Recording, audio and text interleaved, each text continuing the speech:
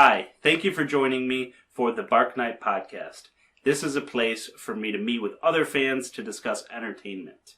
I'll be touching on news, reviews, theories, and other updates relating to movies and shows with a general lean towards science fiction, comic books, horror, fantasy. Some of the big topics tend to relate to Marvel, Star Wars, and DC, but I try to mix it up as best I can. Like, subscribe, or comment to let me know what you think, and most of all, enjoy the episode. Thank you. Hi, everyone. Welcome to the Bark Night podcast. This is episode 3, and I am your host, Patrick Bark. Today, I have my good friend, Dan Carter, with me. Dan and I have been really good friends together for about 20 years. We've played a ton of video games together. We've had more conversations than I've had with probably anybody about comic books. We've watched a ton of movies together. And we spent a lot of time talking about movies, shows, video games, board games, everything. So wanted to take this opportunity to have him on the podcast. Dan, would you like to introduce yourself? Thank you for having me, Pat. My name is Dan Carter. I'm from Perry, New York. We both grew up in. Work there as a real estate agent right now. And as Pat said, I'm into comic books, comic movies, board games, video games, horror movies I love, and kind of same kind of interest. That's why we, as you said, make as many conversations we've had together over years, just similar interest. So the first topic I wanted to start with today is the Predator franchise. All right. Love it. Recently, 2 weeks ago? Yeah, maximum. They released a new movie in this franchise. Kind of stuffily. It just kind of happened, I thought. Yeah. It's called Prey, and it is basically about it takes place in, I think, the 1400s. I believe so. I think it is the 1400s. They're like Spanish trappers, I think, were in there for a bit. French. What did I say? Spanish. That's wrong. It's French. And it focuses on a Native American tribe. I believe they're Cherokee. I think so, yeah. I'm probably wrong on that, actually.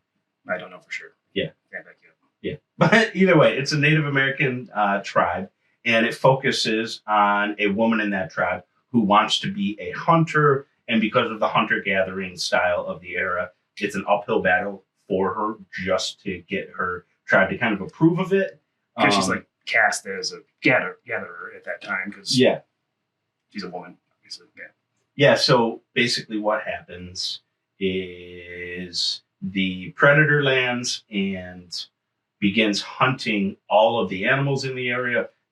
It eventually leads to a conflict with her tribe, and what ends up ensuing is your classic predator-prey scenario where she is in a game of cat and mouse, one-on-one with the predator.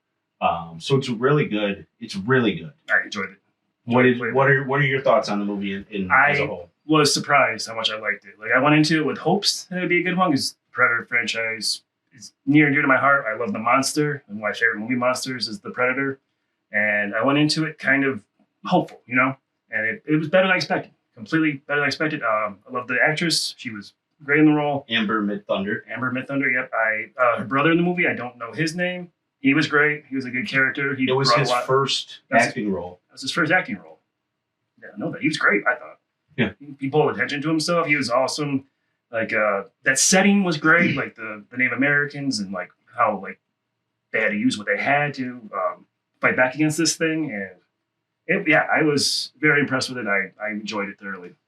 I'd buy it, not a physical copy, which is to say something nowadays because no one does that. Yeah. I agree with all those sentiments. I was very happy with the movie.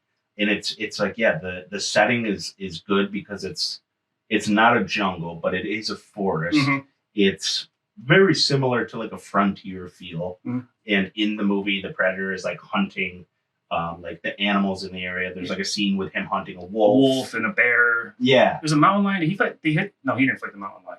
The people did. Yeah, the tribe is hunting the mountain lion. Mm-hmm. So it shows before their conflict kind of how similar they are in how they do things, because it shows the tribe hunting animals and how they do it. It shows the predator hunting the other animals in the area and how it does it. And what's interesting too is it shows how it holds back depending on what it's hunting. Yeah. So it's got all of these different styles, all these different weapons that it uses. And like if it's just fighting the wolf, it was only using blade, right? Yeah. So it wasn't using like the laser cannon that it has. So it was the way they did it all was very good. It's directed by Dan Trachtenberg, who did 10 Cloverfield Lane, which I really enjoyed. I did as well. For anybody that doesn't know that movie, very good. The entire movie takes place in a basement, and it's like John Goodman, Mary Elizabeth Winstead. Very good movie. It's like a horror movie sort of like I guess it's more of a thriller. It's got like the Cloverfield name on it, but it's if you didn't like Cloverfield, it doesn't matter. It's more about the people in the basement. Really. It has very little to do with the Cloverfield franchise. It's very good. Yeah. I recommend to check the trailer out if you haven't seen it. I think it's also on Hulu. I think it's available for streaming, but pretty much everything is except for Dogma. Yeah, so Dan Trachtenberg, very good start to his career so far. Yeah. He also did the first episode of The Boys. Did he really? Yeah. All right. Yeah, so he set the tone for what the entire series was going to be, and I think he's done 3 very good things so far. So that's his first 3 things. That's a good start. Yeah, and I think he's done a couple other like episodes here and there and some shorts, but these are like his main features he's done. Really good. I also liked how they had like the French trappers, like how they kind of like were invasive to like the Native Americans like way of life and like how much it was affecting them. Yeah, and like that's what happened. So I like seeing that too. Yeah, I really liked it. Yeah, that part of the movie had a very much like a what is the Leonardo the Revenant? The Revenant, yep. Very much like that because they're going through hunting for furs, and the way they hunt is not very like the predator and the Native Americans both notice that these guys, the way they hunt is very like the traps. It's not honorable. Yeah, the traps and everything. Yeah, the traps that are made to like they're made to maim, and there was the scene where they literally killed the animal, took its fur, and just left it there, and like everybody that would like in the tribe and the predator were like these people are not good. And there could be one man, like the main French bad guy was kind of over the top. Yeah, a bit much. He was. Well, I think that all. But I think he was supposed to be. Yeah, they were a bit over the top. So a fun little activity I want to do as part of this is I want each of us to rate the Predator franchise. Okay. So like in order of worst to best, or 1 to 10. So you're going to do. You can do it in whatever order you want. But just like which movie's your favorite, which is and where that leads, or which is your least favorite, and what the hierarchy of those films is. Okay. Oh, okay. All right. So I think everyone's gonna say the best movie's the first one.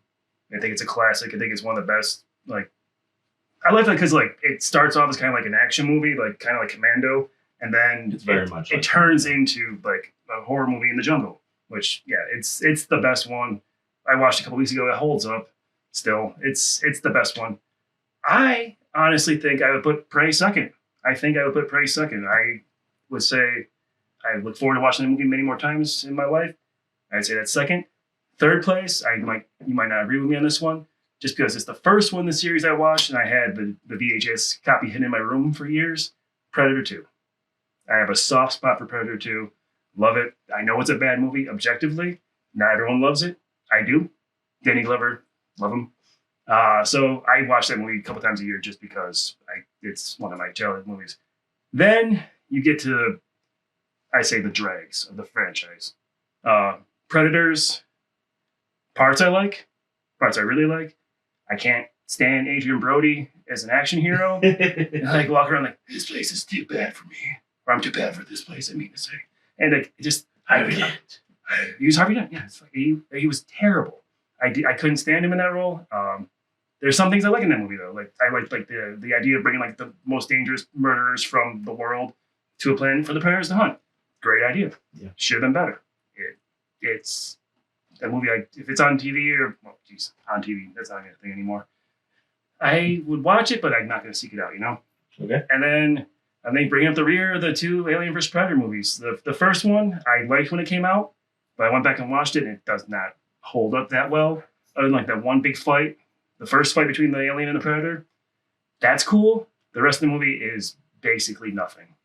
Nothing really happens. Except for like the queen shows up at the end and chases the one girl. Oh yeah. She's like chained up under the temple. Yeah, and like that scene's okay, but like you can't say 2 scenes make a movie good. It's not good.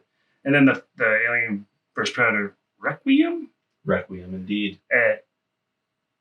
Too dark. It's shot so dark. Like you can't even see what's going on half the time. It's so dark, and it's funny you mentioned that. So, as you know, because I've pitched you on Reddit a number of times, I'm on Reddit, and I follow the Alien and the Predator forums on Reddit. And somebody the other day, I thought it was so funny. They posted a screenshot that was just black, and they're like, and they marked it as a spoiler, so it would show up blurred.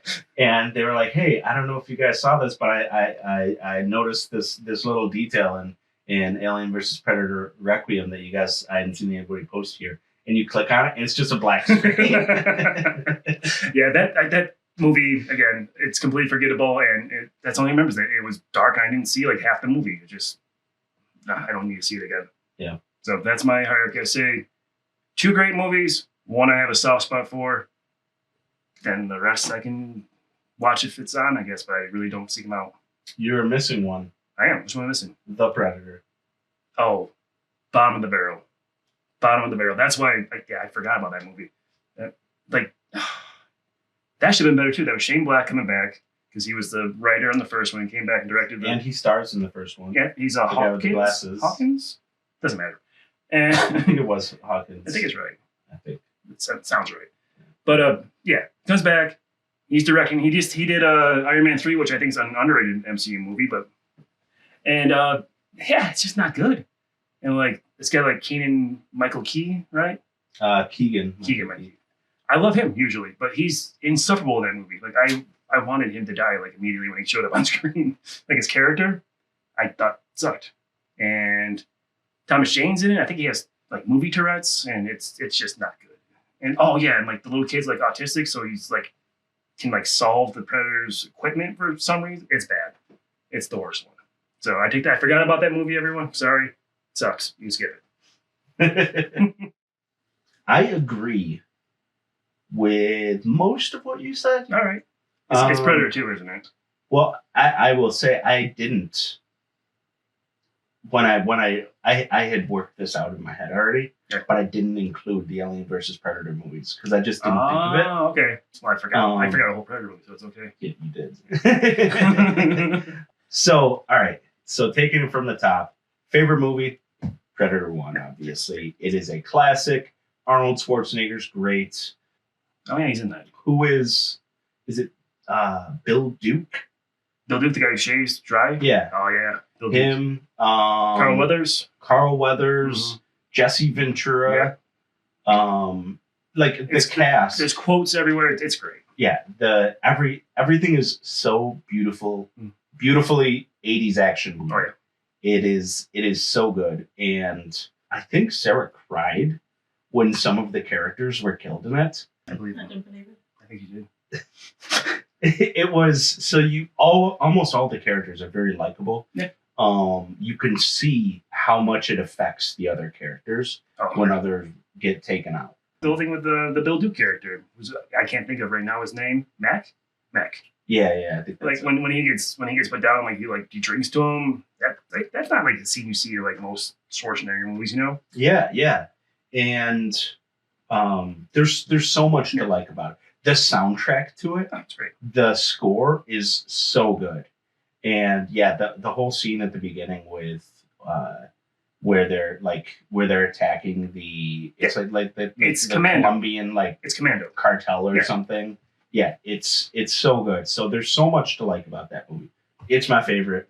Second, Prey. Yeah, okay. It's almost an instant classic. I love that they changed the design for the Predator in it. Oh, because he's got kind of like a bigger jaw, I think, right? Or Well, he's completely different almost. It's like it looks like it could be a different species or maybe a different race of the species. Okay. You should check out a picture of it afterwards. I guess I'll have to. Yeah, I know he looked different, but I thought just maybe he it doesn't matter. It's very different, Yeah. and so the design is pretty original. I watched a behind the scenes feature of it, and to see this with like no special effects, it's still a very impressive thing to see. Yeah. It's really good. Is this Trachtenberger guy, you think you gonna follow him now? Gonna try to watch more of his movies as he puts them out? Yeah, I'm gonna keep an eye on Not it. to sidetrack you. I do think that they could have released it in theaters. And it would have done I think they should have. I think, and I had read somewhere that the reason they didn't was The strictly to do with contracts. Oh, really? Because they had, if they put it in theaters, they were going to have to split the distribution with another studio, I believe. That old Chestnut. And so that's why, because this is something that started at 20th Century Fox, and once they got bought by Disney, it was now Disney. So like I think I forget the contracts and everything were worked out first, but then like it was filmed under Disney. So I think they had to. That's why the release strategy was. The fact that Predator and Aliens are Disney movies now blows my mind. Go ahead. Keep going. I agree with you too about including the. I've always thought in my head that the Alien versus Predator movies made more sense as part of the Predator franchise than part of the Alien franchise because there's inconsistencies. Like Lance Henriksen's character in Alien versus Predator is literally Guy Pearce's character in the Prometheus movies. So it doesn't make sense if they're in the same universe, but they're like universe adjacent, I feel. So that's how I've always felt because they line up. In Alien versus Predator, the weapon that he's got, where it's like a net that it throws over, they use that in Prey, but originally that weapon is from Alien versus Predator. It throws it on the alien, and then it like tightens. It tightens up around the person. I think they kill one human. They kill a human, and then they go to kill an alien, and because the aliens have acid for blood, it's starts. Oh, that's right. And the alien runs around with the grid on its head the whole time. I can't believe I remember that detail. Seeing that I haven't seen this movie in so long, but like some of those things just stick out. You know. So Predator 1, Prey. Next is Predator 2. Really? Okay. I thought a lot of people hate that movie. I like it, and so I think a lot of people's issue with it is how they remember it. It's pretty brutal, and the real monsters in the movie are like the humans, because most of the time it's the Predator killing drug dealers and stuff.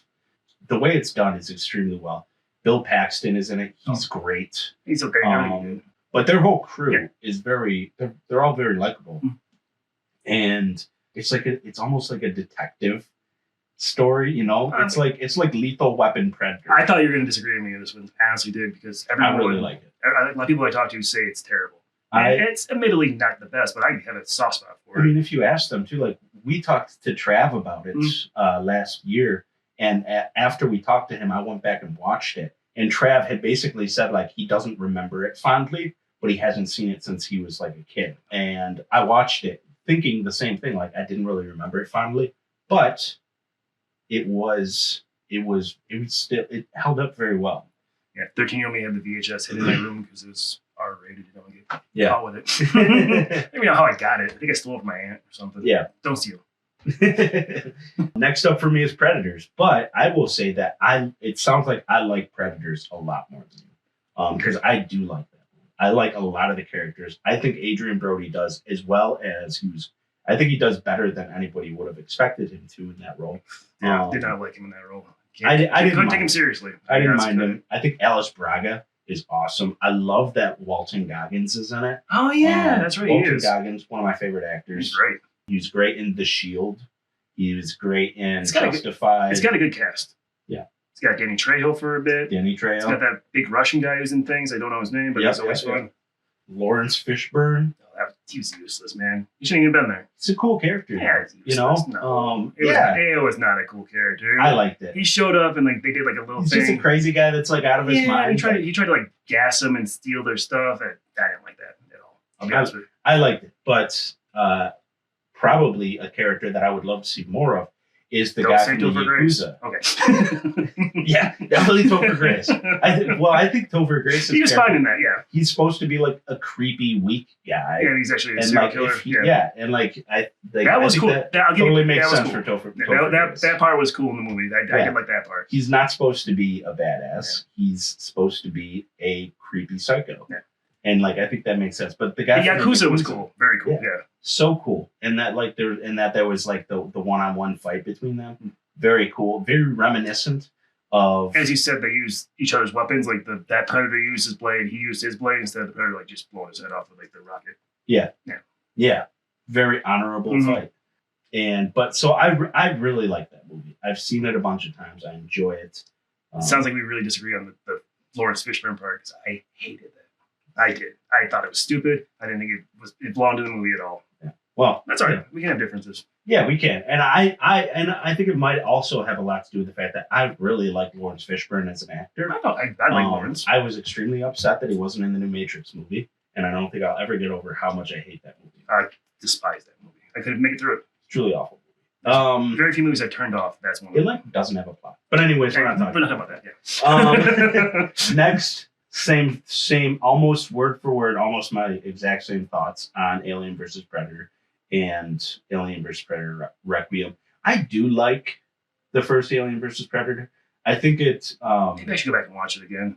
It very much is the type of action movie you get in that era of like the early 2000s, because I think it's from like 2001. Like Vertical Limit kind of... Yeah, like there's a lot of movies that came out in that era that all have that feel to it. I don't think it's rated R. I think it's PG-13. It's PG-13, yeah. And I think that's where its major weakness is. But I think it overcomes it pretty well because they don't kill that many humans. Yeah, I guess I shouldn't say the most dregs. of it isn't fighting aliens, which you can show as much alien blood as you want. Because like killing robots doesn't matter. Yeah. It could be stronger, but I think it could be a lot weaker too. Yeah, I guess I shouldn't say it's absolute dregs. Like I'll watch that movie. It's one of my mom's favorite movies. I know that much. Good old Lori. Yeah, but Requiem, very weak movie. Super dark. Not much of a plot. They try to put plot in it, but nothing characters and too many of them. Yeah. There's like 16 main characters. I'm exaggerating, but it feels like it. And yeah. And they even do that thing at the end where he's like, "Get to the chopper," and it's just like, come on. You remember that? Yes. Just like a nobody character saying "get to the chopper," and it's like, listen. It'd been funnier if they would have been nobody actually says that except for Arnold Schwarzenegger. Yeah, it'd have been funny if he would have said like, "Get to the helicopter" or something, like, you know. And then so last and certainly least, the Predator. Okay. It is so. I understand there's a lot of studio interference, and there was. That's always fun. A lot. Yeah. And they had to reshoot the entire third act. And you can tell because the entire third act is incomprehensible as a movie. There's characters that get killed that you're like, wait a second, was that the main character I've been watching this whole time? Oh yeah, that one guy who like has the shoulder cannon and he shoots his own head off. Something like that. I don't know. It's out of nowhere. It's out of nowhere. Yeah. You can't see a lot of what happens. It's the editing. Everything about the third act is terrible. And so like halfway through the movie, it doesn't become much of a movie anymore. Mm. So it's very bizarre. And it's just not good. Yeah. It's a terrible movie. You can't give crap to the previous movie for the Get to the Chopper line and forget that movie had a worse one. Which one? What did that have? It had when like they got off the bus and there's motorcycles there they were gonna go steal. He goes, "Get to the choppers." I must have you just had blind rage and forgot about that. I had stricken that from the record. Well, that exists. That's a thing. Yeah, that sounds awful. Yeah, there's so many things to not like about that movie. But yeah, so that's. But yeah, as a franchise, it's solid. Like, there's definitely worse out there. So I'll say the Predator. So that's like the big three franchises from that era: Predator, Aliens, Terminator. And I will say, in the way of like consistently good movies, Predator is probably on top. Yeah. I think Aliens is probably my favorite of that era. I think that the movie Aliens is probably better than every Predator movie, but the Aliens franchise is so inconsistent that like you might as well stop watching it. I'm a huge fan of like Aliens franchise. Well, the first two. Alien is one of the best horror movies ever made. Yeah. And then Aliens is one of the best, like, kind of like an action-y kind of like horror movie. The two of my favorite movies of all the time. And then the other ones exist. Yeah, the rest are awful. Yeah. 3, Resurrection, I honestly can't think Prometheus, Covenant. Covenant is so bad that it's like you're just wondering why they made these decisions the whole time. I remember sitting in the movie theater with the flute scene and just sitting there with my mouth open, like, what is this? Who thought this was a good idea? Yeah. Why was this not a deleted scene? Yeah. And that movie, every single character is a bad character. Yeah. Except for, surprisingly, Danny McBride. And then he's in it for like 4.5 seconds. One. Yeah. Both of those movies, not very good. I like Prometheus more than Covenant. But like, and then Terminator movies. After the second one, it's garbage the whole way through. I think the first Terminator gets a little overlooked somehow, I would say. I think people don't like realize how good that movie is for the time too. 2 is classic. It's one of the best movies ever made, especially of that genre. I don't mind 3. You know, well, it's from that same era. Yeah, like it is. Alien versus It is, Predator, yeah. And it's PG-13, and it doesn't take itself nearly as serious. And watch it again. There's a lot of comedy in it. Yeah. Oh, that's right. There's the whole thing where like the talk to the hand thing, it comes out with like the star-shaped glasses. Yep. Okay, all right, maybe it's worse. And than I the think. doctor from the second one is in it, and he's like an old man now, and he is like, it seems like he's put himself through a lot of therapy since then, and they kind of make fun of his character too. Oh, that's right. He comes out. He's like, he sees like no one runs away or something when he sees Arnold again. Yeah. So Genesis is such a garbage movie. Bad. And Salvation is, I think Salvation gets a lot of hate that it probably shouldn't get. I think it deserves it. Well, I'm a big Christian Bale fan too. I know you are, but you gotta look through those Christian Bale shady glasses sometimes. But it's a bad movie. It's a bad movie.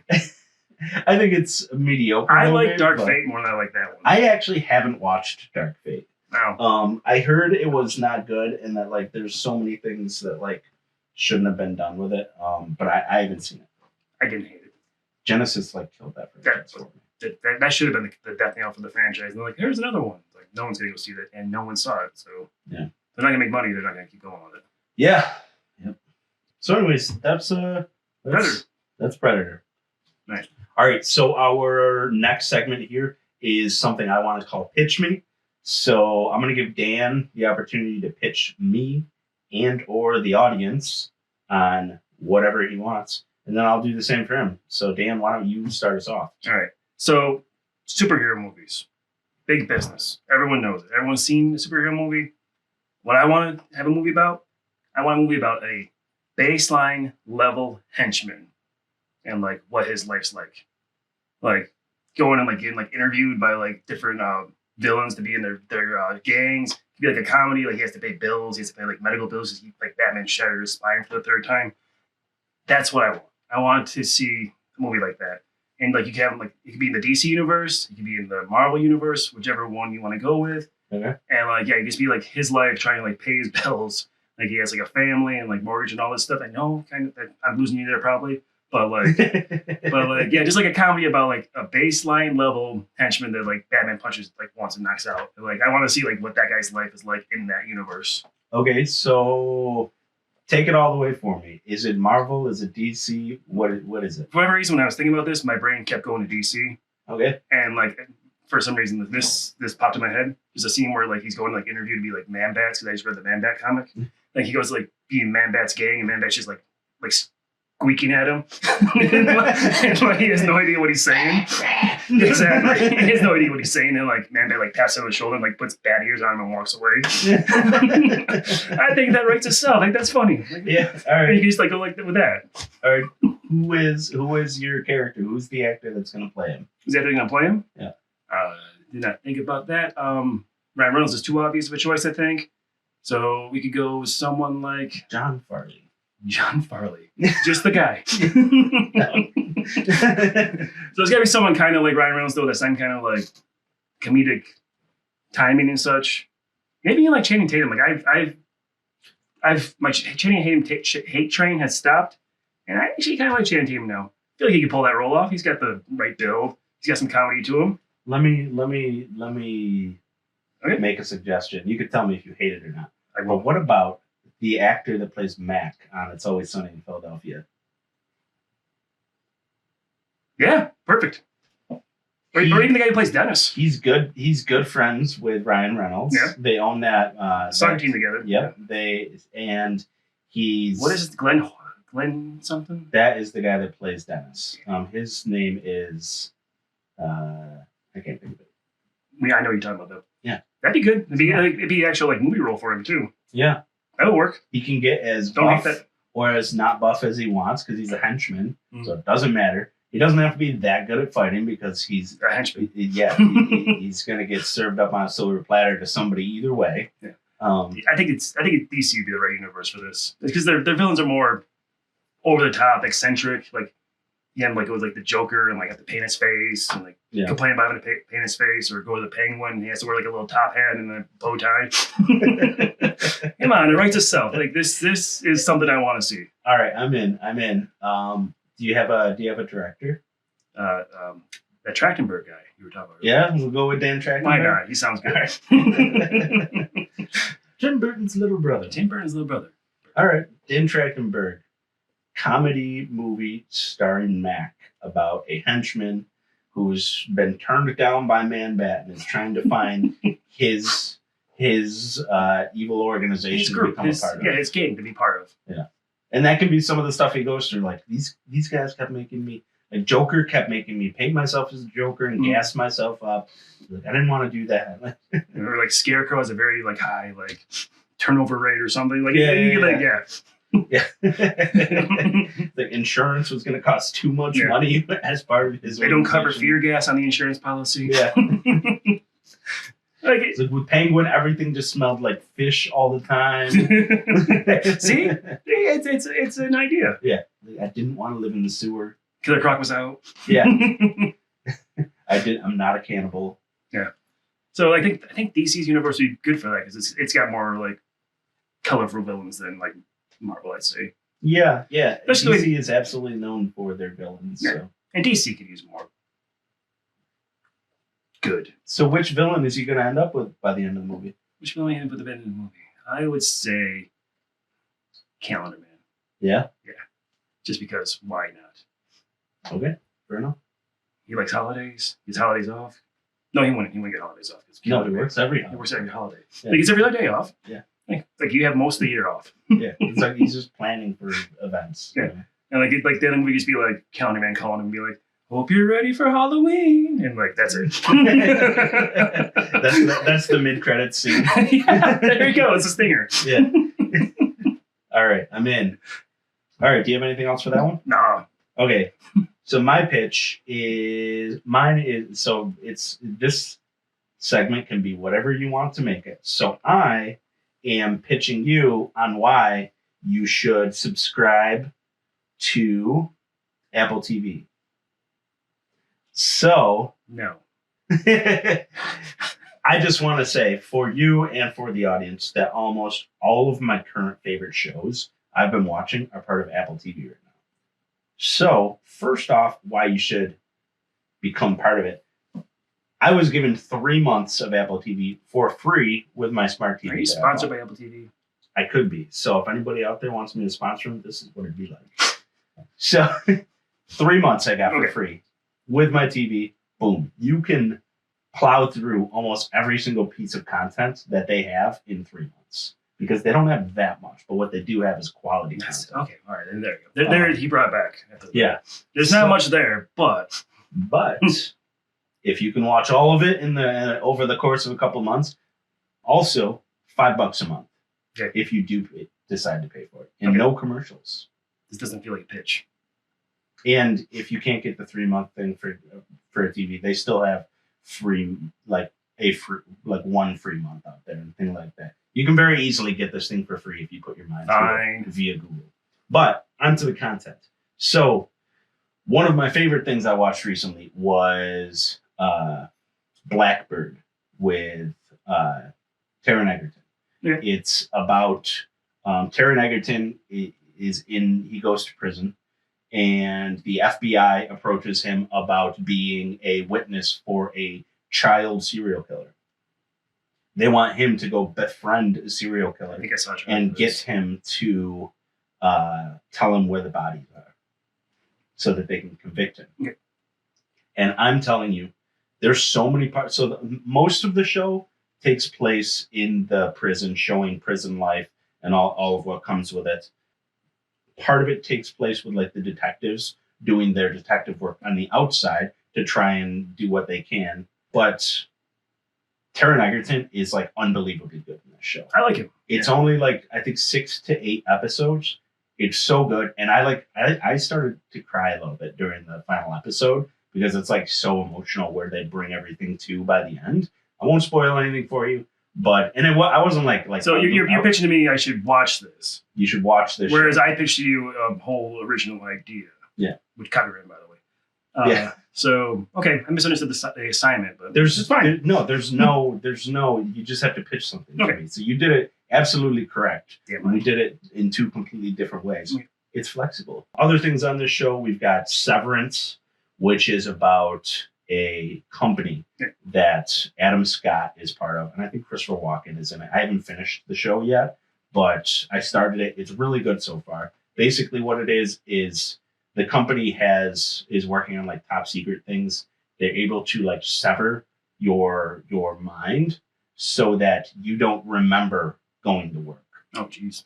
And so even in the show, there's like a lot of political things happening where people are fighting. Like listen, so part of you thinks you're trapped at work all the time. Like that's the only life that person knows is coming to work. And as soon as they leave work, they basically feel like they went to sleep and woke up again at work. That sounds like a nightmare. So it's a really intriguing idea for to me. Yeah. So I'm looking forward to seeing where it goes. Yeah. Another thing that's on there is For All Mankind, which is basically a show about if Russia made it to the moon first. Okay. And it's done so well. It's like literally like Apollo 13, but like an entire show. It's like Man in the High Castle, kind of. I haven't seen that, but it's same like alternate history type of story. Okay. Every episode is so extremely well done. I just finished the first season, and the places they take the show are done just so well. And the whole theme of it is what would have happened to technology if the space race essentially never ended. Like if we were so constantly taking chances, taking risks. So more people. That sounds very interesting to me. It's so interesting. Okay.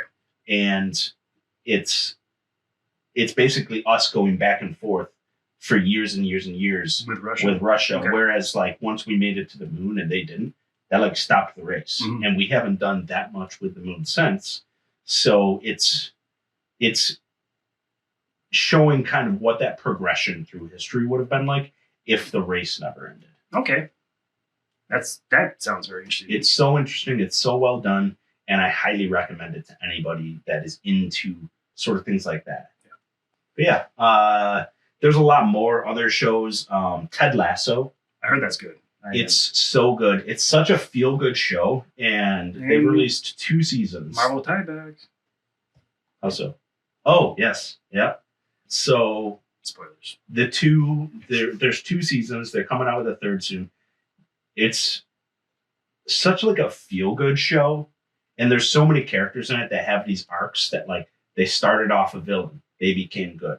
They started and that's like the thing. They started off good, they become a villain, but it's all about sort of these people. So it's like Game of Thrones when it was good. Well, I wouldn't really compare it to that at all because it's very much character arcs kind of. Yeah.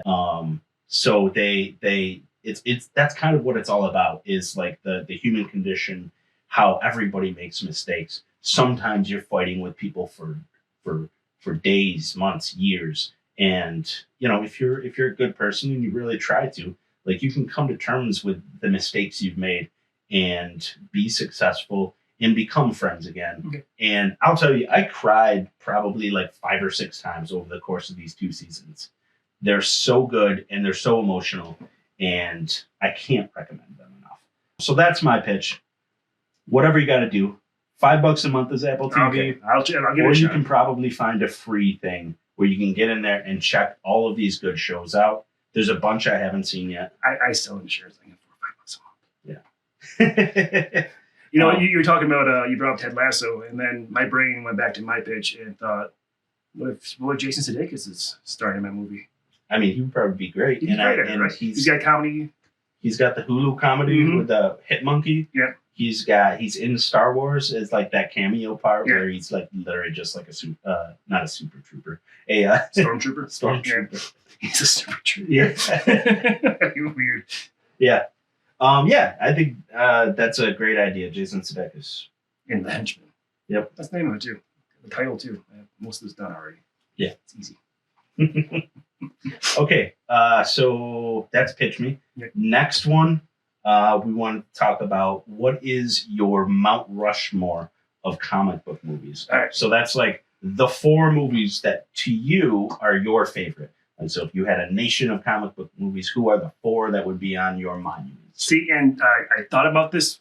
We've had this conversation many a times. We have. And I thought of it from the angle of, because like Mount Rushmore is the things that, the pillars kind of, like they're the best. They're without them, other things wouldn't exist. Mm-hmm. So I had to have a Batman movie on there, right? And the obvious one's The Dark Knight. But I think, for me personally, I'm going to go with Batman 89. Yeah? Because I think without Batman 89, kind of like, because like before Batman 89 was 89, right? Yeah. Before that, like Batman was kind of like campy character. This kind of showed like the darkness of the character. And then like the Batman animated series came out, and I love that.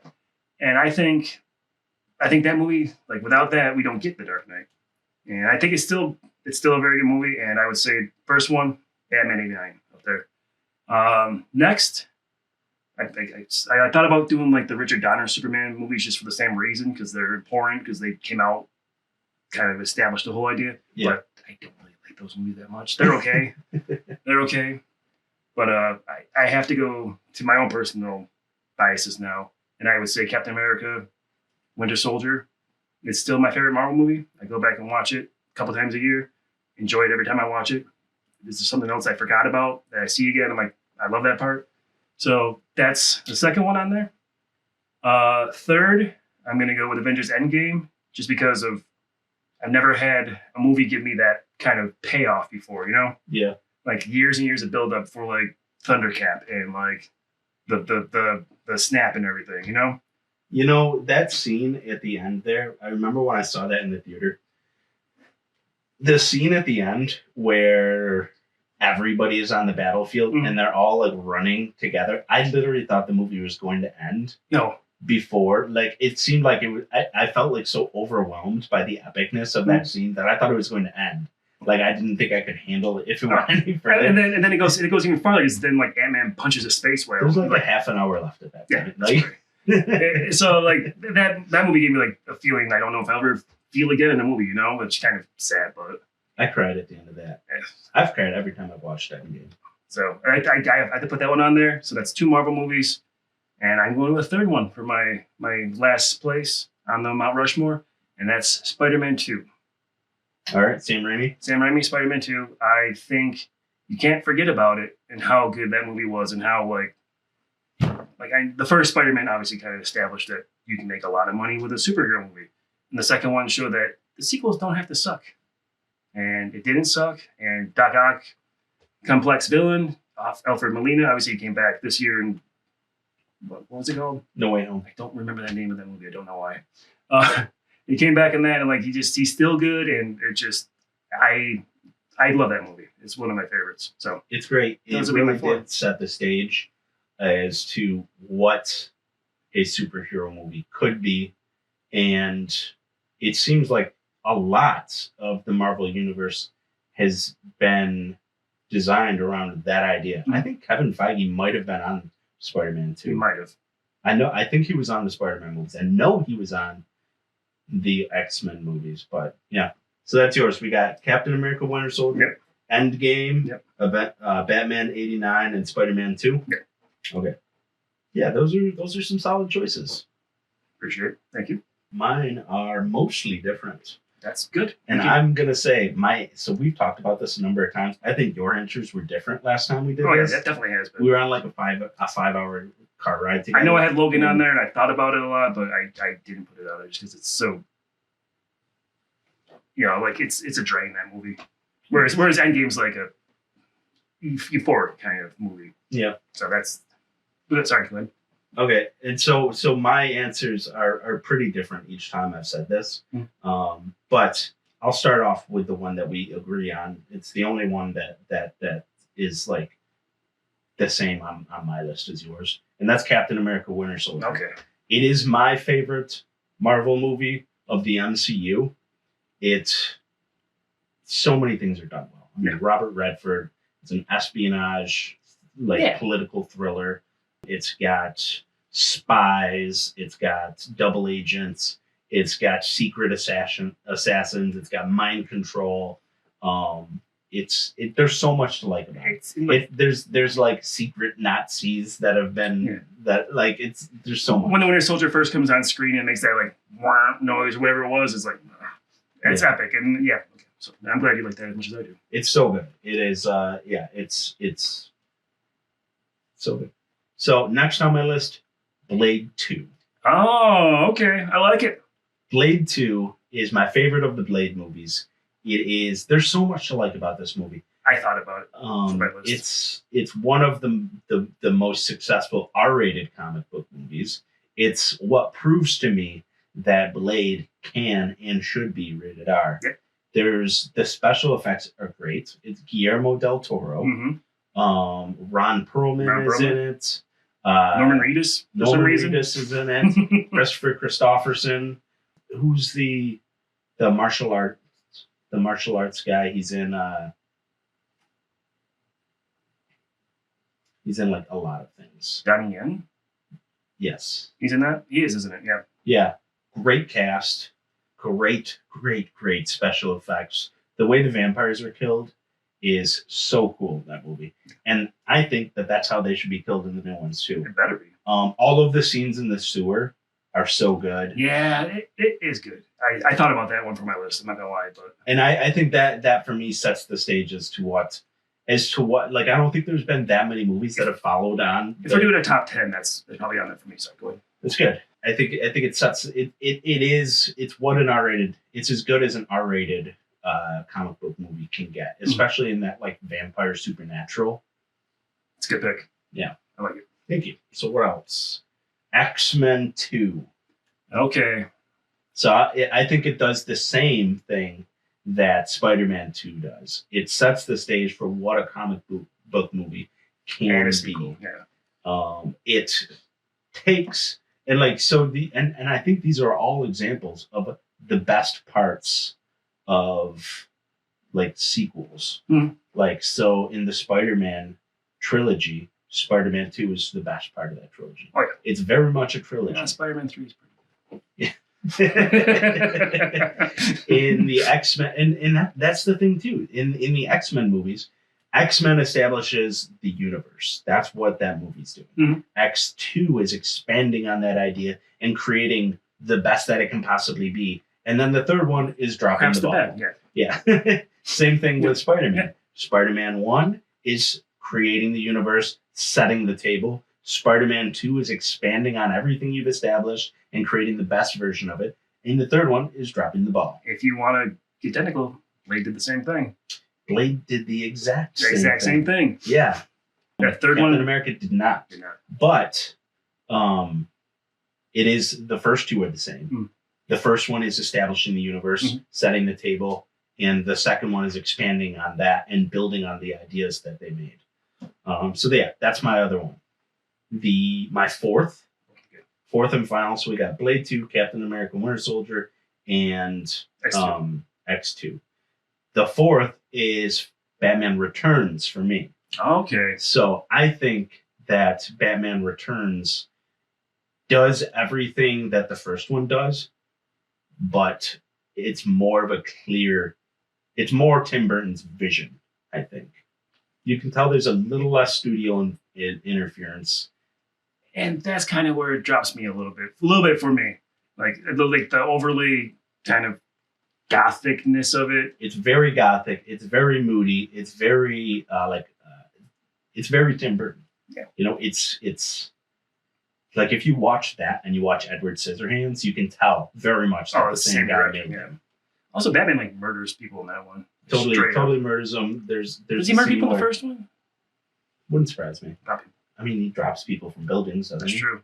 But the one where like he puts like the stick of diamond in the guy's pants and like pushes him away, like that's a murder. Yeah, it's murder. Yeah, exactly. Michelle Pfeiffer is so good. She is. Nobody has done Catwoman as good as her. Not even close. And I don't know if anybody ever will. What are the options? You got Halle Berry. Let's not talk about that. And then you got Anne Hathaway, who was okay. Then you got all the TV versions. I don't care about those. And you have the Batman. You know how I feel about that. Zoe Kravitz. I do know how you feel about it. What do you think of Zoe Kravitz as Catwoman? I didn't mind her, but just wasn't in much for me to care.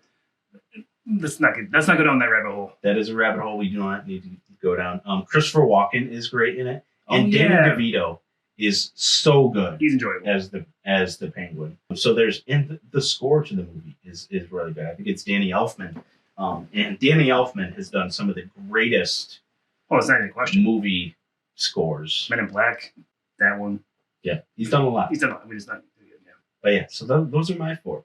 And I'm glad that you had Batman '89 on there because I think there's so much to like about it. Mm-hmm.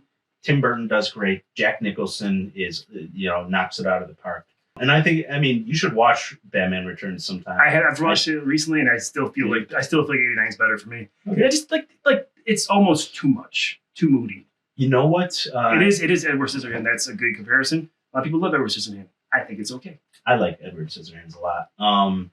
And DC recently released a comic, Batman '89, that is all about what if Billy D. Williams's Two-Face? Harvey Dent became Toothface. Or Toothface. Toothface. It's a different character. The Tooth Fairy. There you go. That could be my Henchman movie. Yeah. If he became Two-Face like he was supposed to. Yeah. They were setting him up to be, and that was what was going to happen in the third Batman movie. And that's what I would like to see too, is in these Batman movies for them to introduce Harvey Dent and have him be a regular character for extended a whole period. Movie or two, and then have to change. Yeah, exactly. Like I thought Aaron Eckhart did a great job as Two-Face in The Dark Knight, but like I have to imagine that The Dark Knight Rises would have been better if he was the main villain of that entire movie, opposed to wrapping up that entire arc. And having Mushmouth as the main bad guy for a while. Yeah. Yeah. Right. Yeah, I mean, I like the list. I don't love Batman Returns as much as you, but I don't think it's a bad movie, but I don't. But if I do like a top 10, the other ones you said would probably be contenders for my top 10. I don't think that one would be, but that's just, maybe I should watch it again. Maybe you should. I'm just basing it on like my past experiences, but. Logan was very close to being in there, and I think last time we had this conversation, we both had it. As well. I think we both had it on the list. Last time we talked, it's really good. It's great, but it's also very like somber, and that's one I would love to see redone, like not like remade, but like the old man Logan storyline. I would love to see done to the comic storyline. Yeah. Okay, where the whole country is taken over by supervillains. Mm-hmm. And it's like divided amongst them. It's such an interesting idea. It is, and that is a show. You know, that's a mini series right there. That's you get Venomized T-Rexes running around and stuff like that. Who doesn't want to see that? Hulks everywhere. Yeah. Although they could skip the whole wrong turn. Yeah, the whole wrong turn aspect. Yeah. What they did to She-Hulk and that, we don't need it. We don't need that. Yeah, no, they don't. But it's cool with like Spider-Woman in it. Oh yeah, that's right. As like vigilante / criminal. She turns bad. Yeah. She kills Daredevil, I think. It might have been a new guy as Daredevil, or it was the actual OG Daredevil. Doesn't matter. Yeah. I don't mind. It's a good list. Solid. Cool. All right. So our next topic is I wanted to talk to you about the movie Beast with Idris Elba. Yep. I have not seen it. You have. Yes. So let's start with, first off, your non-spoiler review of that movie, because I do want to see it. I just haven't yet. And then some of your favorites when animals attack movies. Right, I like that. So saw Beast, as you said, and it's a dumb movie. And it's a bit like Cujo with a lion, a little bit. And there's some elements of like Ghost in the Darkness, but it's like Cujo with a lion, kind of. And I think you get a lot of mileage out of how much you like Idris Elba. I love him. And it's enjoyable. Great. It's really dumb. There's some really dumb parts to it. But if I had to give like out of a 10, I'd say it's at least it's a 6. It's definitely worth your time watching. I'm glad we went and watched it. I wasn't entertained the whole time, but it is very dumb. Like there's some stuff that you're just like, no, that doesn't happen. Like that's not possible. Why is the lion driving a truck? Not far off. Yeah, but like I'm trying to be vague, but there's with the lion with a Tommy gun. Yeah, trying to be vague, but there's a couple things that happen like that. No, that's but like I was entertained the whole time, and the lion special effects are good. I was going to ask about that. Idris Elba, they're good. Idris Elba's enjoyable. Actually, I do have a complaint. His oldest daughter in the movie is so annoying. Yeah? Like, painfully annoying. Like, I did not like her at all. Well, you know what's funny about that is an interview had come out recently where apparently his actual daughter had tried to be in the movie. Like, she had done a rehearsal for it and everything. Yeah. Not a rehearsal. Audition. An audition, yes, for it. And she didn't get the part and they said it was because her chemistry with him was off. And I guess sometimes you just get that. Yeah. Like, you know, like if I tried to shoot a movie with my dad, I'm sure our chemistry would be like weird. Yeah. But yeah, so like you and my dad had a great movie. Yeah. Yeah. So, but yeah, continue. So like she's so annoying, and like there's a part where like I'll be vague again, but like the lion attacks, and then she's just like, "Well, that's why you let mom die," and it's like you just got attacked by a lion. Why are you giving him like throwing shade at him for the mother? The mother's dead in the movie. It's not a spoiler, and it's just the plot. It's just the plot, and like just like the way she says and the way she like throws it at him, it's just like no human being would ever say that in a situation, and she does this a few times in the movie, and she's annoying. But that sounds like the writing's fault, though. It is. You're probably right. It's definitely the writing's fault. But again, I was entertained the whole time. Didn't feel like I was like sometimes you watch a movie, you're like, yeah. I did not feel that. I enjoyed it. So you paid for it. I went to pay for it. Yeah. You're happy you did that? Yes, I don't regret paying to see it. Okay. And then for your second part of the topic, my favorite When Animals Attack movies. I didn't realize how big of a genre that is. It's a big genre. Like there's a lot. The classic. Like same vein as like Aliens and Predator. Jaws. Jaws is the quintessential When Animals Attack movie. It's the best one. Yeah. It's the most well-known one, I'd say. And then you can go to like classes like Cujo, I mentioned, and then The Birds, you know, Hitchcock, great. Maybe you can get a remake. Like why can't you remake that movie? They can do that better. You could totally remake that movie. Nobody has seen that, but like I'm surprised you and I have both seen that. The Birds? Yeah. I think it's a classic. It is, but a lot of people have not seen it. That's true. Or know what it is. Yeah. So they that could do with an update, but I think anyone would be Hitchcock. You know? But then like you can go to like there's some terrible When Animal Attack movies that I kind of enjoyed. Like there's a movie from the 80s called Alligator. Yeah, we saw Alligator. Robert Forster. Yeah, it's not good, but it's fun. That is like a childhood favorite of mine. Mine too. I bet my parents were so annoyed at how much I liked that movie. Like, it's so preposterous. To watch this piece of garbage again. Yeah, because it starts off with like the like abusive father or whatever who's like mad that his kid has an alligator and just flushes it down the toilet. And that's where the plot of the movie comes. I don't think that's possible. No, I don't think that's how it works. But that's how it happens. Yeah. And now you got an alligator in the sewer, and the rest of the movie is like I think there's like toxic waste in the sewer. Yeah, it gets bigger than normal. Yeah. Yeah.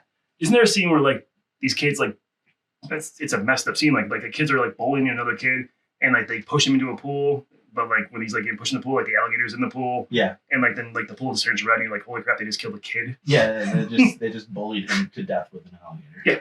Yeah. Out of nowhere. So yeah, that's one of my favorite like just absolutely bad, but I like watching it. Yeah. But like on the good end of things, Ghost in the Darkness. The Ghost in the Darkness is so good. It's like one of the best movies from the 1990s. It's Val Kilmer and Michael Douglas at their peak. Oh yeah, like that's peak Val Kilmer right there. Yeah, that is one of my favorites. And you can go like Crawl. Did you see Crawl? Yes. Crawl's the other alligator movie. Like there's a hurricane, I think, and what's his name? Ben Foster? No, Barry Pepper. Barry Pepper. That's why I know that. Barry Pepper, Ben Foster, I get those two confused. And like they are similar. Yeah, he gets like stuck in his house and his daughter has to come rescue him. Barry Pepper, the sniper from Saving Private Ryan. Yes. My favorite role. Yes, I would agree. So yeah, that movie I really like too. But I would say if I had to pin my two favorite, Jaws and Ghost in the Darkness, I'd say. Okay. What about you? So, The Ghost in the Darkness that was up there too. And I think I might have done us not any favors by bringing that movie up. Were you talking when we played the game the other night? Yeah, when we initially thought. So like I might have tainted the pool for this question, and that's why this is on there for both of us. It was going to be anyways. I'm not going to forget about The Ghost in the Darkness. So good, and I want to watch it again. I almost watched it a few months ago, and I wish I had because it's like not available for streaming right now, and that is annoying. Dumb. I used to have it on VHS. I got it on Div. Nice, but yeah, that is so good. My only complaint in the movie is that there's some characters.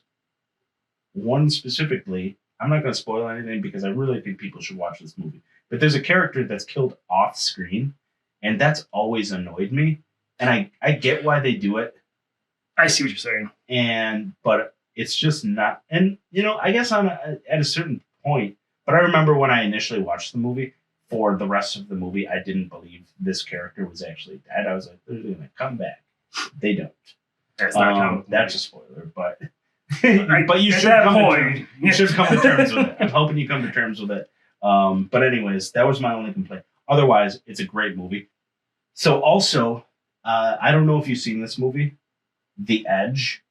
Oh with yeah, Alec Baldwin and Anthony Hopkins. This has always been one of my favorite When Animals Attack movies. It is one of my father's favorite movies. He likes he very good. He brings it up all the time. Like you want to watch a movie with him, it's one of the movies he brings up. It's very He's good. got a rotation of like 6. He's a simple man. What makes this movie interesting is that it involved, like, if there wasn't a bear in it, it'd still be a good movie. Why am I forgetting the other name? Alec Baldwin and Anthony Hopkins. And Harold Perrineau.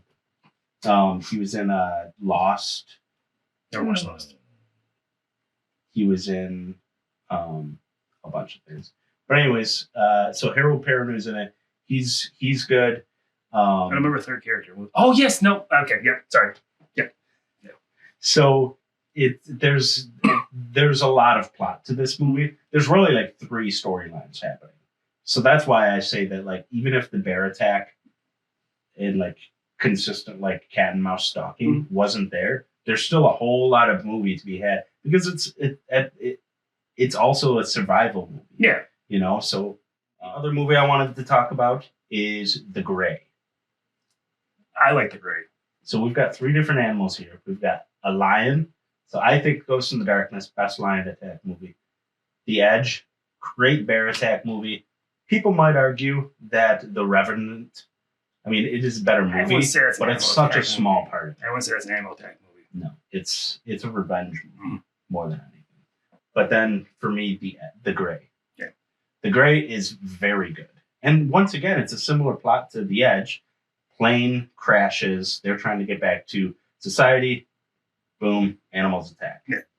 Also, the cast of it is really good. It is. It's a good movie. Liam Neeson, Frank Grillo. Yes. There's a lot to like about the movie. I think that one thing that could be improved is I think all of the wolves are CG characters, are like CGI.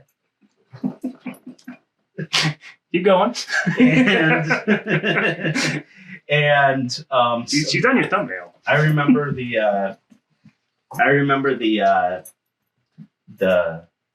finale for the movie. Yeah. Being like somewhat anticlimactic. And I think I kind of like that. I know. I've come to appreciate it a little bit more over time. But the fact that like the marketing for the movie really promised. It really promised It that. promised Liam Neeson punching wolves in the face. We did not get that. Yeah. It's not there. So come to terms with that before we watch it. It's good. I like the Grey. And those are solid choices. I didn't really think the Edge or the Grey, but they're good. I remember there was some bear attack movie that they tried to play, like when Jaws came out. Like it came out at the same time, called The Grizzly Man. Yeah, it's not good, but it's a bear attack movie. they released a sequel to that called Grizzly 2. Electric Boogaloo. Yeah, something like that. And it has like Charlie. It has Charlie Sheen and George Clooney in it. What? And they just released it like 2 years ago, and it was made in the 80s. Oh, we gotta watch that. It was just like never. It was never released. I want to watch that. Another one that came out that was released that was pretty good is Backcountry. Backcountry. Okay. And it's a true story. It's like an independent film, not a big budget on it, but it's done very well. And it's basically about a couple that go camping and are attacked by a bear. And that is the movie. One plot, very simple, pretty good special effects. At least one very grisly scene. No pun intended.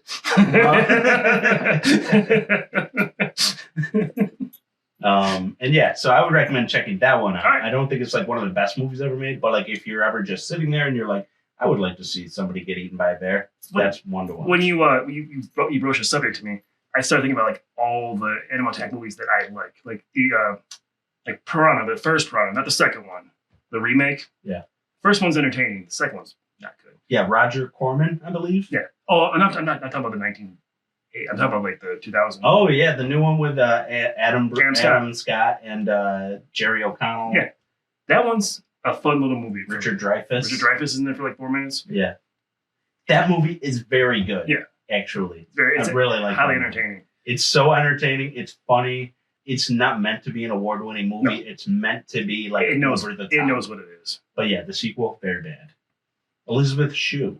Yes. Doc from Back to the Future. The way you said Elizabeth Shue. Elizabeth Shue. Elizabeth's shoes. Yeah, Elizabeth's high heels. I don't know her.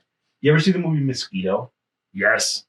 I actually thought about that. I thought there was no way you ever saw that movie. I did. I saw it on like TNT or definitely the Sci-Fi Channel. It's the giant mosquitoes that just like suck everything out of people. Ridiculous special effects. Yeah. Like it's like I think it might be stop motion or something for some of the special effects. It's very much of its time. Yeah. But it's a watchable movie. Yeah. You ever see Bats with Lou Diamond Phillips? No, that movie sucked. you can't tell me that movie's good. Like, I enjoyed it as a fifth grader watching it. No. I don't think I'd enjoy it now. Even as like a seventh grader watching it, that was a bad movie. But yeah, that's about that. I think you got any other that come to mind? Anaconda, also victim of many, many sequels. Anaconda is very good. You got Ice Cube, you got Eric Stoltz, you got Jennifer Lopez. How was that? John Voight. How's that your third? Or John Voight. John Voight, yeah. Owen Wilson. Oh yeah, I forgot he was in that. Yep. That started my love affair with Jennifer Lopez for years. I almost said Jennifer Love Hewitt. She's not in that. She's not. It's unfortunate, but she was. Yep. Yeah, that's a really good one. That I remember doing a school project on snakes to see if that was accurate, if that was possible, and it turns out it is. There's some very large pythons that have been discovered over the years. No, that's not good. I was going to say that's the problem in the Everglades right now, but that's not a topic for this podcast. I'll take your word for it. We'll talk later. All right. All right. So this brings us to the news part of the section, news and reviews. So first off, I wanted to talk about She-Hulk. Okay. We are 2 episodes in. Have you watched the second episode? I have, yes. Okay. So first off, a little bit of a preface for anybody watching. Nothing big has happened in the show yet. So there's not like anything too spoilery. Nothing you would expect. Like she became She-Hulk, but if you didn't know that already. Yeah. But like, I guess for anybody that hasn't seen the show, you don't really need to see anything before you watch this. No. Like you could totally walk into this show and not have seen any Marvel property, and it's you just need to know that like Hulk exists. Yeah, but you don't even need to know who Hulk is going in. He's a character. Yeah. But so I guess if there was one thing to watch before this, it would be the Incredible Hulk, because that establishes who Hulk is, and they've referenced it. It's got Blonsky. Emil Blonsky, the villain of Incredible Hulk, is in it. But I would say that it's not even that necessary. But I guess Smart Hulk is established in Endgame. But like, you really, I'm saying you do not need to know who Smart Hulk or Abomination are before this. I guess show. You're right. They really don't. They mentioned the previous movie, but it's not like anything that is substantial. Is that the right word? I guess. Yeah. And so that still leads me to believe that Incredible Hulk, if there was a prerequisite, would be it, but it's not required whatsoever. Okay. So I guess with all that being said, what do you think about the first 2 episodes? Okay. So the first episode I watched, and it was literally just trailer shots. I thought it was just things they showed off in the trailer as an episode. Didn't really dig it. Didn't think it was great. Second one started to establish like her world and her lawyer world, I guess. I said world twice in a row, but you know what I mean. And it was more interesting to me. And I liked the second episode. I thought the second episode got me back on board. After the first episode was kind of a dud for me, if I'm being honest. All right. Yeah. Fair enough. What do you think? Well, this was a show that like I've never thought looked that good. So I've had very minimal expectations going into it. And I think they're not long episodes. Like the episodes are like 23 minutes or something. And then they have like 15 minutes of credits. I don't understand why they do that. I know, like the episode ends and you're like, oh. Because like I still have half an hour left. we said that. Like Sarah was like, oh my god, the episode's over already? We've only been here for, like, there's still 8 minutes left on the thing. Like, no, that 8 minutes is all credits. Yeah. It's all of the special effects people that made this. But with that being said, I mean, like, I like it. It's a fine way to pass the time on Thursday for lunch, you know? I will say the Titania or whatever, being a super powered influencer made my skin crawl when they mentioned that. Oh yeah. I'm like, don't like that. It's totally a real thing though. Like if that world exists, you live in California, literally influencers everywhere. I know, but I don't want to see it in my Marvel show. I know, but that's the world. That's the world we live in. And like, yeah, she showed up for like 2 seconds. I'm sure she'll be in future episodes. But that you talk about the special effects, like that part where like she transforms into Hulk in the courtroom, and like she's like Jennifer Walters turning it wild. Like her face looked really weird when she did that. Like I don't know if they were trying to like show like a lot of like emotion when she was talking, but that part I was like taken out about. But yeah, it's passable. The rest of it. So I will say that the director of the show, she has said that if she did this again, she wouldn't do it at all the same. They should have just had her painted green and then made her bigger with post-production. Something like that. I don't know. Like, I have no idea how they shot it, but I do know that, like, she said that if she did it again, she would not have She-Hulk be in so many shots. She said that, like, she just expected that it was going to be easy because Marvel makes it look easy. But she said that, like, that She-Hulk is in so many shots. And in the first 2 episodes, you see that it's very much very much relying on those special effects. And they've been building up the like Bruce Banner's Hulk for so long that the special effects are pretty well established. So it's a well-oiled machine. But now they've got like her long head of hair, and which does look sometimes. Yeah, and so her special effects need, I think, a lot of work. And I absolutely agree that they probably have her in too many shots. Okay. And sense. Are like, because it's hard to be to emote in special effects. I think that's why that scene I'm pointing out, like, it looked really weird when they tried to like do that part, I think. Yeah, and sometimes I think that the voice work of her doesn't quite fit like the scene. I really like the actress though. Yeah, I forget her name, but she's been good. I like her. Tatiana Maslany, I think is how you say her name. I'm not gonna remember that. I don't say it out loud very often. I'm usually reading it, so I probably said it wrong. And so I guess with all that being said, like, I enjoyed it. and I think I think the second episode is stronger. Okay.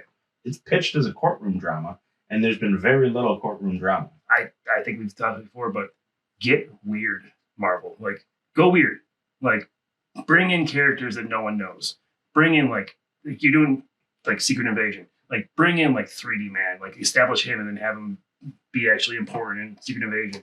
Bring in like the Boar or like Armadillo. Like, be weird. I hope it gets weird, but I don't think it's gonna. Well, and that's one thing I think James Gunn has done very well. Mm-hmm. With the Guardians movies and with the Suicide Squad, is taking these lesser known silly characters and really embracing the weirdness of them. Yes, I like that, and they should do more of it. I think that we are kind of hitting that point of like the Marvel movies being a little bit too formulaic, and people getting bored with them, bored with seeing the same thing over and over again. So I think that She-Hulk, I hope, it has leans into a lot more of this differentness that it could be. I think overall, the Marvel Universe needs to change it up a little bit. I agree.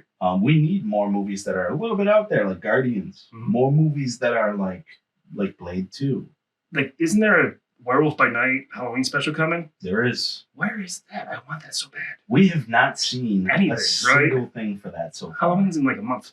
Yeah. Well, 2 months. I have to imagine that we're going to get a teaser for it within the next few weeks. Okay. I mean, maybe they introduce the character in She-Hulk and then do something. You know, I have a soft spot for Werewolf by Night. Yeah, I mean, you have a soft spot for werewolves in general. I do. Werewolf stuff is great. I agree, and I love werewolf stuff. I hope somebody has. I saw online that some of the creators of the show and some of the people that were reviewing it say that like every episode's it's like a cameo fest for the show. With She-Hulk? Yeah. Okay. So we've gotten Emil Blonsky. We already know that at some point Daredevil's going to be in it. In a yellow costume. Yep. But we don't know much else than that. I hope to see more and more characters. I hope we do too. That's my hope for the show. Is that we have to see Wong. Oh yeah, he's in the trailer. Yeah, that's right. Well, is he? Yeah. Oh yeah, he is. So he'll definitely be there because. Oh, that's also how the last episode ended. Because in Shang-Chi, him and Abomination are in the Fight Club together. That's right. So forgot. That's how the last episode ended. That's probably gonna tie into it somewhere. So that's probably next episode we'll see him. Yeah. So I don't know. We'll see where it goes. It's like a fine show to pass the time with, but I do hope it gets considerably better. Yeah, I don't have a problem with it, but also I'm not going to tell them be like, hey, you guys got to watch this. Yeah, that's where I'm at with that. You don't need to watch it. Yeah, but it's a fine way to pass the time. Yeah. If you got nothing. If you're already like 25 movies and 3 series down this rabbit hole, you might as well just keep going with it. Yeah. Or is that the problem? It might be. But yeah, I do hope we get a lot more courtroom drama. I want to see her somehow try and justify Abomination's behavior up until this point. I would love to see that. I would love to see them redeem that character. I would love to see Tim Roth really get to flex his acting chops and I'm glad that they have human him because it'll really give him a chance. It was good to see finally.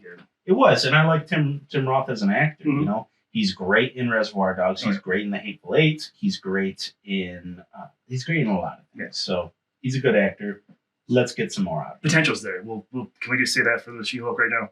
Potential's there. Yeah. Okay. All right. Next thing I want to talk about: House of the Dragon. We got one episode now. One episode. By the time this episode airs, I bet there's 2. So so be it. Yeah. What did you think of the first episode? I went into it with no expectations. 0. I purposely avoided the trailers for it. I just I was gonna give it a chance, obviously, because I the first 5 seasons of Game of Thrones. Loved. I read all the books, not to flex, but I went into it with no expectations because of how the last series ended. And then I started watching it, and I'm like, oh, there's that actor. Oh, there's Matt Smith. I'm like, okay, and it started to hook me a little bit, and I'm on board. I enjoyed it. I thought it was good. Okay. Well, let's do no spoilers for House of the Dragon, but if you want to talk about anything from Game of Thrones, I mean, people should have seen that by now. It's so long ago. Anything else for that? If we're not going to do spoilers, I can't talk about that scene we brought up when we were playing the game about how that was out of nowhere and kind of Well, like say, I will allude to the fact that like there are probably 2 different scenes that are like completely gruesome, almost for like no reason. Yeah. And you just can't help but wonder like if they're just trying like, oh, this is the status quo we set for Game of Thrones. Like we're Game of Thrones. This is what you want. We gotta have sex. And like so there's like 2 scenes that like I know the other scene you're talking about. Yeah. That are just like there's like an orgy scene or something. Yeah. And like there's a few different like brothel scenes that are like only there because somebody was probably like, well, you need these. You need to have them. We have to. We know the spice they like. Yeah. This is Game of Thrones. You got to have a little of this and a little of this. You know, especially these are the ingredients of a Game of Thrones show. Especially that scene of just the brutality scene we talked about. Yeah. No reason for it, and it just doesn't make sense in like the lore because like, well, let's not go too far down that rabbit hole. Yeah. I do think that they need more story. There needs to be more than gore and sex. There needs to be more than just that. And there also needs to be more than just people squabbling over the throne. All of Game of Thrones, that entire series, was about them squabbling over the throne. And they set up. And yes, I get that this is what this series is, like the whole franchise is about. But it doesn't need to be, you know. I think there should be more to it than that.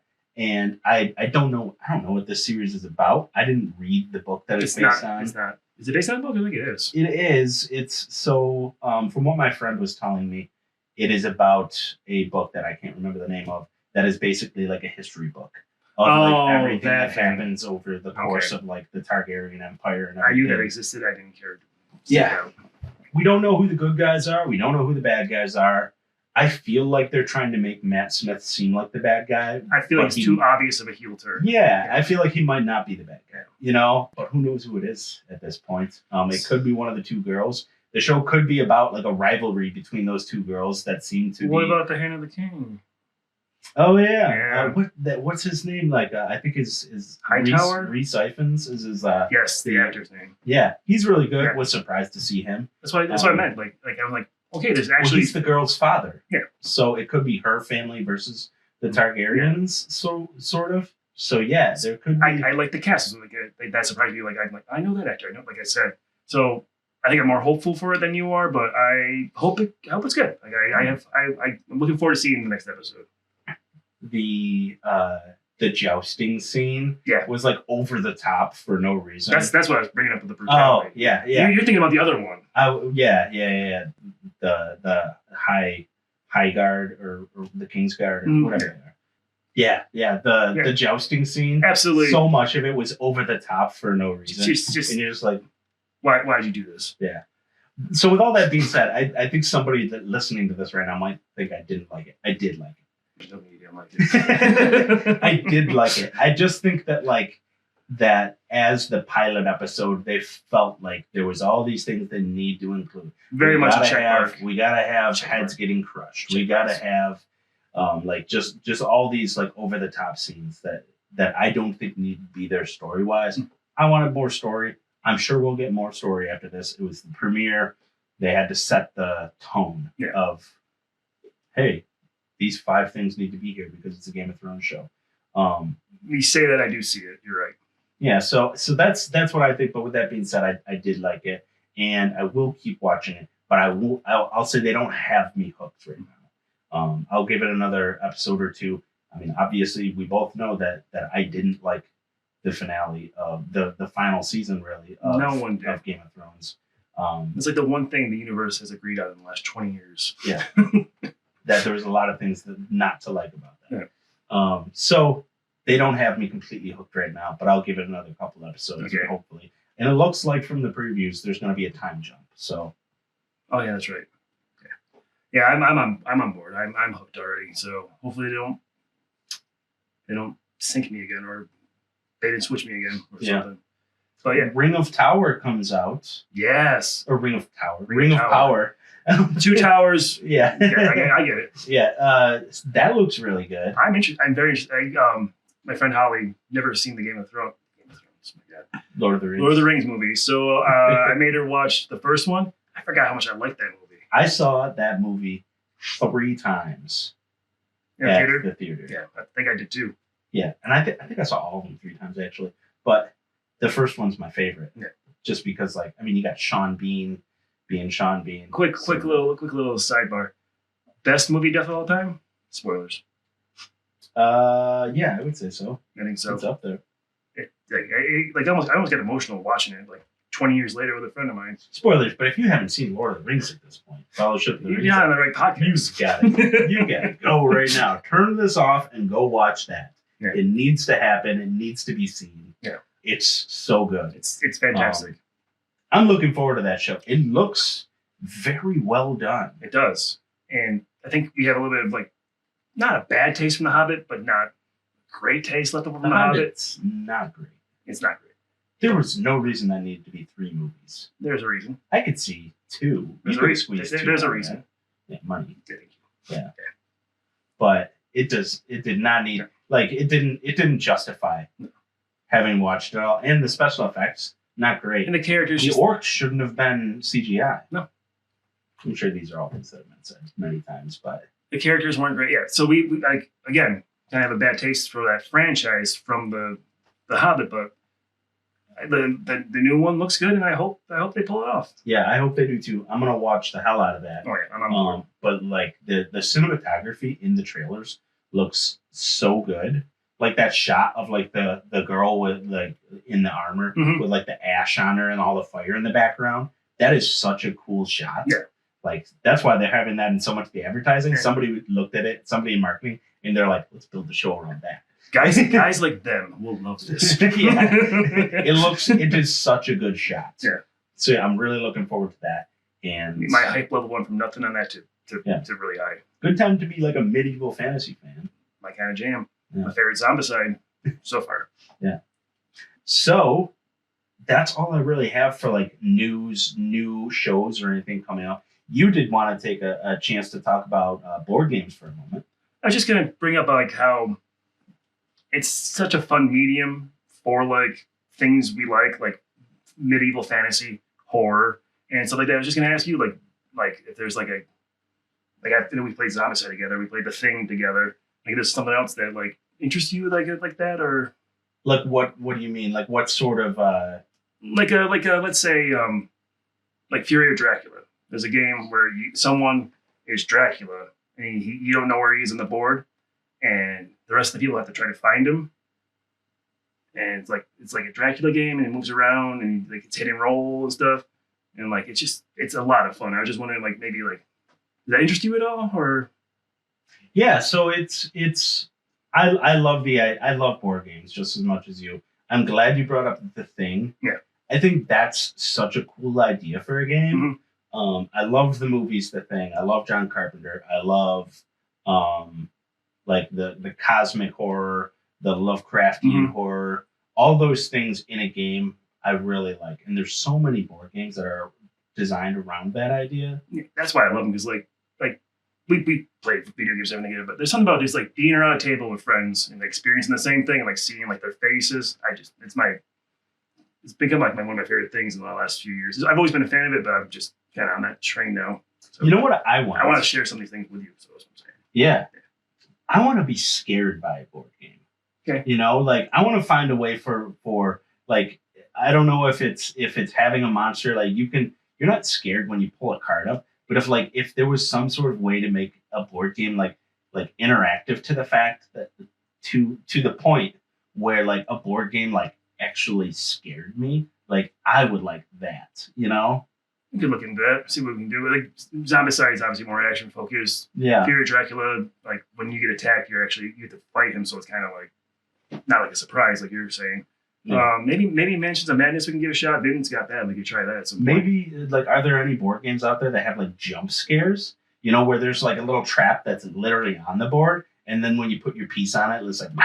Well, similar. There's a game called Alien Escape from Nostromo, which is based on the first Alien movie, and there's like these little tiles that are laid there. And if you enter a room, you have to flip a tile, and there might be an alien on the other side, and you get attacked by it. So kinda. Yeah. So like if I feel like you and I could totally design a board game together. I think that's a unique idea for a board game, is like designing jump scares into the game. You know, things that will actually like creep you out.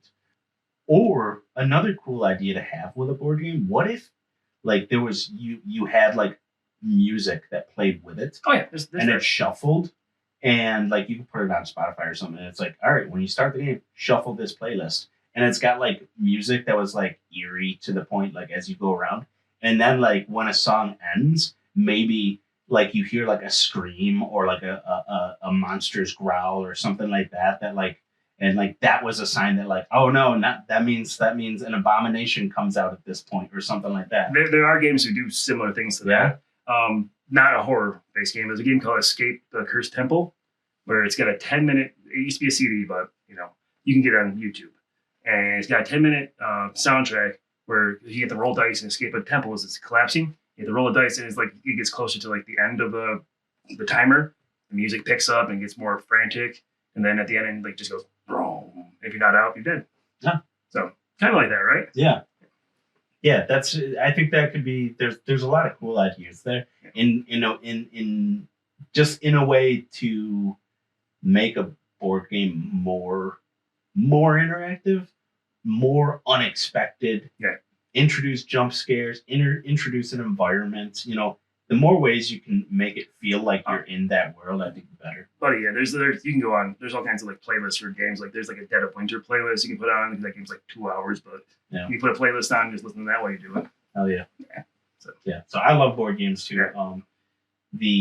I'm very glad you introduced me to the Zombicide games. Fun, right? Those are so fun. We definitely will have to play one later today. I'm excited to play the space one. Sci-fi, other than medieval fantasy, is my jam. Yeah. So the interesting thing about the Zombicide games is that they have one for like every genre. So they have one that's like, it's very similar to like The Walking Dead. You can play Walking Dead characters, and you can play like characters. Yeah. Richard Grimes. Yes. Like they have all these like pop culture. They have all these characters that you can tell are designed off popular culture characters, and they go wild with it. They have like the Murder She Writes person in there, and like you can find all kinds of Ash from the Evil Dead. Austin Powers you can get. His name's Tiago for no reason. Yeah, and then so they have that version. They also have the Aliens version that I have. That is very much, you can tell, designed after like the Aliens movies, but a lot of like those like just space movies in general. Then they have what's the one you have ordered? Undead or Alive? They have the Western one. Yeah. So they have a Western one I pre-ordered because I was late to the Zombicide thing. I've never actually backed one when it was on Kickstarter, so I kind of like had to buy the stuff second market. So when I saw the Western one, I'm like, I'm going to get this. Now I'm just going to get all the stretch goal stuff that comes with it, just so I can have all those things. And like, it's going to be fun. It's got like Wyatt Earp and Doc Holliday and Billy the Kid and like all those guys to play that game with, which I'm excited for. Yeah. And then there's also the medieval fantasy one, the Black Plague, which is just no guns, like you got bows and arrows and such. And then the spin-off that I have is Green Horde, where instead of people, you have to fight orcs that are zombified, and they're strong and they do more damage. So it's a fun system, and they've done a lot with it, and I haven't had a bad time with it. Nice. Yeah. And then we've obviously got the ones that Marvel has started that both you and I have backed. Mm-hmm. And those look like they're going to be very fun. They also look like they made it, they made it's like a whole new game structure. Similar, but different. Yeah. So that'll be cool. And I'm really looking forward to trying those out. Yeah, I am too. Excited. Yeah. All right. So that's all I had today. All right, my friend. That was a good time. Yeah. Thank you so much for joining us. Yes, thank you, everyone. Thank you, Dan, for coming over and sitting down with me and talking. I'm sorry for the white legs, everyone. I apologize. But yeah, thank you so much, and I hope you all enjoyed the episode. Thank you so much for joining me. I hope you enjoyed watching or listening to the episode as much as I enjoyed creating it. For the latest updates, please like, subscribe, and visit my website at patrickbark.com/thebarknight. Thank you.